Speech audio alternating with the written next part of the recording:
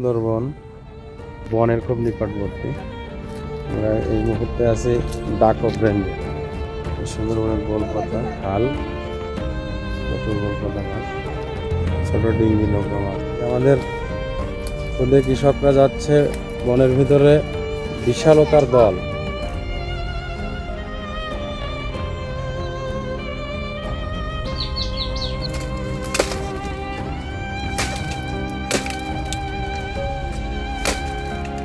কাটছে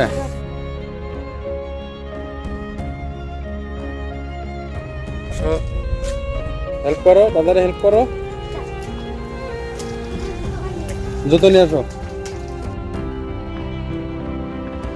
বিশাল, আসলে বিশাল সাইজের একটা গোল ফল কাটছে এক কাজ।